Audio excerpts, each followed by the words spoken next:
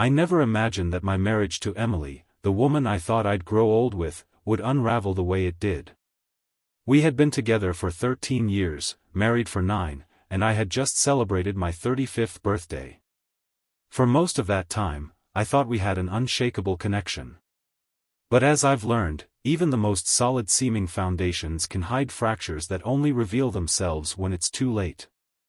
We lived in Austin, Texas, a vibrant city full of life and energy, but that night, none of its charm mattered. It all began on a random Tuesday evening last month. I woke up suddenly in the middle of the night, one of those inexplicable moments when your body jolts you awake for no clear reason. Emily lay beside me, her breathing slow and steady. I almost rolled over and went back to sleep, but something caught my attention, the faint glow of her phone lighting up on the nightstand. Normally, I wouldn't have thought twice about it. But that night, something was different. The notification on her screen wasn't from a name I recognized, Jake. Curiosity tugged at me, and though I hated myself for doing it, I picked up her phone. To my surprise, it wasn't locked. A message preview stared back at me, "I can't stop thinking about you. Last night was incredible." My chest tightened. I scrolled up, and my heart sank further. It wasn't just one flirtatious text, it was an entire thread. Messages filled with inside jokes, romantic photos, and plans for their next meeting. The final blow was a message sent earlier that day, "Can't wait for our weekend getaway." He still doesn't suspect a thing, right? I placed the phone back on the nightstand, my hands trembling. Everything I thought I knew about Emily, our love, our life together, felt like it was shattering in slow motion. At 34 years old, Emily was the kind of person who could light up a room with her warmth and energy. She always seemed so genuine, so devoted. But now, I couldn't shake the image of the messages I had just read. I sat there in the darkness, frozen, my mind racing. My first instinct was to shake her awake, shove the phone in her face, and demand an explanation. But something stopped me. Maybe it was shock, maybe disbelief, or maybe it was the cold clarity that comes with betrayal. I knew I couldn't confront her yet. She would deny it, twist the truth, or try to convince me I was overreacting. The next morning, I played it cool. Emily woke up, stretched lazily, and gave me a kiss on the cheek like nothing had happened. "Morning, honey," she said with a soft smile. "What do you want for breakfast?" "Whatever you feel like making," I replied, forcing a smile. Inside, I was screaming. How could she act so normal after everything I'd seen? As she busied herself in the kitchen, I excused myself to the bathroom and checked her phone again. She hadn't deleted the messages. That was when I decided to take screenshots and send them to my email. If she tried to gaslight me later, I would have the proof. Over the next week, I paid closer attention to everything. Emily was predictable in her excuses: late-night work meetings, dinner with a friend, or early yoga sessions. But thanks to the Find My Phone feature we'd set up years ago, I knew where she was actually going. The first time I checked, she wasn't at her office, she was at Jake's townhouse on the west side of the city. Another evening, when she claimed to be at the gym, she was at a small motel on the outskirts of town. Each lie was like a dagger to my chest. I wanted to confront her right away, but something told me to hold back. I needed a plan, not an impulsive explosion. By the end of the week, I could barely function. Sleep was elusive, my appetite was gone, and my thoughts churned endlessly. I needed a break before I completely unraveled. That's how I found myself at a dive bar called the Rusty Anchor, a dimly lit spot tucked away in a quiet corner of Austin. It wasn't the kind of place I usually went to, but its anonymity felt comforting. I ordered a whiskey neat and sat in the corner, staring into the amber liquid like it held the answers to my problems. And then I saw her. Her name was Sophia, and she was seated at the bar, sipping a gin and tonic while scrolling through her phone. She looked to be in her late 20s, with an air of quiet confidence. Her posture was relaxed but alert, and something about her presence stood out in the noisy room. I wasn't planning to talk to anyone that night, but I couldn't stop glancing in her direction. She must have noticed because after a few minutes, she turned her head slightly, catching my gaze. Instead of looking annoyed, she raised an eyebrow, her lips curling into a faint smirk. Before I could second-guess myself, I grabbed my drink and moved to the bar, sitting a couple of seats away from her. "Rough night?" I asked, my voice casual but strained. Sophia glanced at me, her smirk turning into a small, knowing smile. "More like a rough year," she replied, her tone dry but not unfriendly. "What about you?" I laughed, though there was no humor in it. "You don't want to know." "Try me," she said, tilting her head slightly. There was something disarming about her, like she wasn't here to judge or pry. I surprised myself by opening up, at least partially. I told her about Emily, the late nights, the lies, and the gut-wrenching discovery that had left me questioning everything. Sophia listened quietly, nodding every so often, her expression thoughtful but neutral. When I finally stopped, she didn't offer empty words or clichés. Instead, she leaned back slightly and said, "So, what's your next move?" The simplicity of her question caught me off guard. I had been so consumed by the betrayal, I hadn't thought beyond gathering evidence and feeling miserable. "I don't know," I admitted. "Right now, I just feel stuck." Sophia tilted her head thoughtfully. "You're not stuck," she said. "You're just afraid to take the first step." Big difference. I raised an eyebrow. "And what's the cure for fear?" "Action," she replied without hesitation. We talked for hours, and for the first time in weeks, I felt a sense of clarity. Sophia's blunt honesty was refreshing.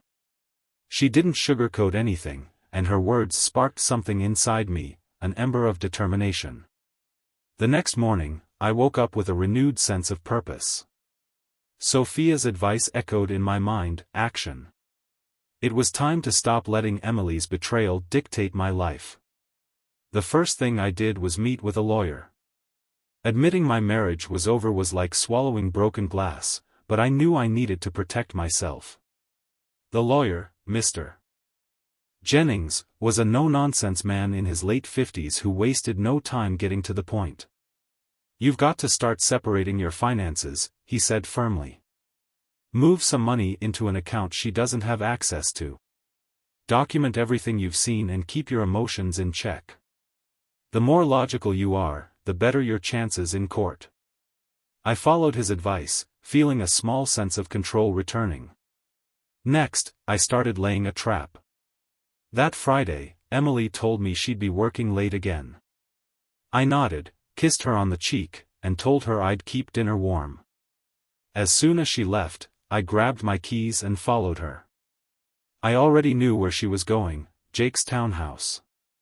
I parked a block away and waited until she went inside. This time, I did more than watch.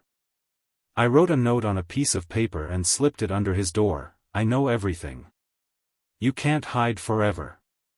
I didn't stick around to see her reaction, but the thought of them panicking gave me a grim sense of satisfaction. When Emily came home later that night, she was visibly on edge. Her smile was forced, her laughter brittle. "Long day?" I asked, keeping my tone neutral. "Yeah, just a lot going on," she replied quickly, avoiding my gaze. For the first time in weeks, I felt like I had the upper hand. Over the weekend, I made myself scarce. I told Emily I was meeting some work colleagues to discuss a potential business expansion. In truth, I spent the day with Sophia. We met at the Blue Jay Lounge, a trendy bar on the east side of Austin. The atmosphere was livelier than the Rusty Anchor, with soft jazz music playing and warm Edison bulbs casting a golden glow. Sophia was already there when I arrived, sipping her usual gin and tonic. "Let me guess," she said, smirking as I sat down. "You left another cryptic note to mess with her head?" "Maybe," I admitted, smiling despite myself. Sophia leaned in, her tone turning serious. Good. Let her squirm. But don't let this consume you. You deserve better than playing games. She was right, of course, but I wasn't ready to let go of the satisfaction I felt every time Emily panicked. Still, Sophia's words stayed with me as the night went on. We talked about everything: her job as a graphic designer, her past relationship with a controlling ex, and the lessons she'd learned about standing up for herself. Her resilience was magnetic, and for the first time in weeks, I felt genuinely hopeful about my future. As the evening progressed, something shifted. The conversation turned personal, the laughter more intimate. When she kissed me, it wasn't bold or hurried like the first time, it was slow, deliberate, and electric. For a moment, I hesitated, but then I let myself fall into it. By Monday, Emily's behavior had noticeably changed. She was more attentive, more affectionate. She'd ask questions she hadn't in months. How's work? Are you feeling okay? What's been on your mind? At first, I thought it was guilt, but I soon realized she was fishing for information. She wanted to know how much I knew. I decided to push her. That evening, as we sat on the couch watching a show, I turned to her casually and said, "Hey, did I tell you? I saw Jake's car parked outside the house the other night." Emily froze for a fraction of a second before forcing a laugh. "Jake? That's weird. Why would he be here?" "I don't know," I said, shrugging. "Maybe I imagined it." Her laughter was brittle. "Yeah, probably. That would be strange." "Very strange," I said, turning back to the TV. She didn't say another word for the rest of the evening. That Friday, I decided to take things a step further. Emily was out again, claiming she had a late dinner meeting. I invited Sophia over to my house. It was risky, but I didn't care anymore. I needed her presence, her clarity. Sophia arrived with a bottle of wine and her sharp wit intact. "All right," she said, pouring herself a glass. "What's tonight's mission, Sherlock?" I grinned, pulling out my phone and showing her a picture I'd taken earlier that day, a snapshot of Emily and Jake together outside his townhouse. "I'm thinking we make sure Emily's worst fears come true." Sophia raised an eyebrow, impressed. "Playing dirty, I see. Sometimes that's the only way to win," I replied.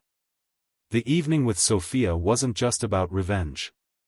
She reminded me of what it felt like to be valued and seen.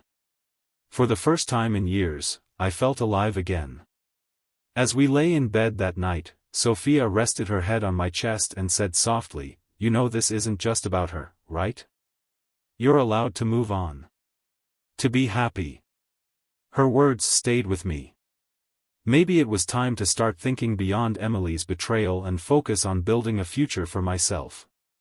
The confrontation came 2 days later on a rainy Sunday morning. Emily was in the kitchen, scrolling through her phone while sipping coffee. I sat across from her, the envelope in my hands. "You should read this," I said, sliding it across the table. She frowned, setting her mug down. "What's this?" "Just read it." Inside were printed screenshots of her texts with Jake, photos of them together, and a receipt from the motel. Her face went pale as she flipped through the pages. "Care to explain?" I asked, my voice calm but firm. Her mouth opened, but no words came out. She looked at me, then back at the papers, tears welling in her eyes. "James, please. It's not what it looks like, it's exactly what it looks like," I interrupted. "I've heard enough lies. This isn't a conversation, it's a statement." She broke down sobbing, but I felt nothing. For weeks, I had cried enough for both of us. Now, I was numb. I stood up, pulling another envelope from my pocket. "These are divorce papers," I said, placing them on the table. "My lawyer will handle the details. I'm keeping the house. You can take what you need, but that's it. She looked up at me, desperation in her eyes. James, we can fix this. Please. There's nothing left to fix, I said. It's over. The next few weeks were a whirlwind of legal battles, logistical headaches, and emotional fallout. Emily tried everything, begging for another chance, sending endless voicemails and texts, and even accusing me of being heartless. I ignored most of it. The divorce process wasn't easy. Emily contested some of the terms, but the evidence I had and the lawyer I'd hired left her little room to maneuver. Still, untangling our lives was messy. Splitting assets, dividing responsibilities, it all felt like pulling apart threads of a fabric that had once been seamless. Nights were the hardest. I'd lie awake in the quiet house, haunted by memories of better times. Sometimes, I found myself staring at the empty side of the bed, wondering how everything had fallen apart. But then I'd remember the texts, the motel receipts, and the lies, and any lingering softness I felt toward her would harden into resolve. Sophia became an unexpected source of stability in my life. We didn't rush into defining what we had. She understood I wasn't ready for anything serious, but her presence was a constant reminder that life didn't end with betrayal. One night, as we sat on the patio of her apartment overlooking downtown Austin, she handed me a glass of wine and said, "You know, James, you're allowed to feel angry, sad, or even lost. But don't let her rob you of your future. You've been through hell, but you're still here." Her words hit me harder than I expected. For the first time, I realized I wasn't just fighting against Emily's betrayal, I was fighting to rebuild myself. The divorce was finalized 3 months later. Emily moved out, and I began putting the pieces of my life back together. It wasn't easy. There were moments of doubt, days when the loneliness felt overwhelming, and nights when I questioned every decision I'd made. But slowly, I started to heal. One weekend, Sophia convinced me to go hiking with her and a group of her friends. It wasn't something I would have done on my own, but I went along anyway. As we climbed the trails of Mount Bonnell, overlooking the Colorado River, I felt something I hadn't in a long time: peace. "See?" Sophia said, nudging me playfully as we reached the summit. "The world's still out here waiting for you." She was right. Over time, I began reconnecting with friends I'd drifted away from, picking up hobbies I'd neglected, and even volunteering at a local animal shelter. These small acts of normalcy helped me feel like myself again, or maybe a new version of myself, one I was still discovering. Looking back, I don't regret how it ended. Emily made her choices, and I made mine. Life after betrayal is messy, painful, and complicated, but it's also a chance to start over. One evening, as Sophia and I sat on my porch watching the sunset, she turned to me and said, "So, what's next for you, James?" I thought about it for a moment before answering. "Whatever it is, I'm not going to settle. Not again." She smiled, raising her glass. "To that. I still don't know what the future holds, but one thing is certain: I'll never accept less than I deserve again."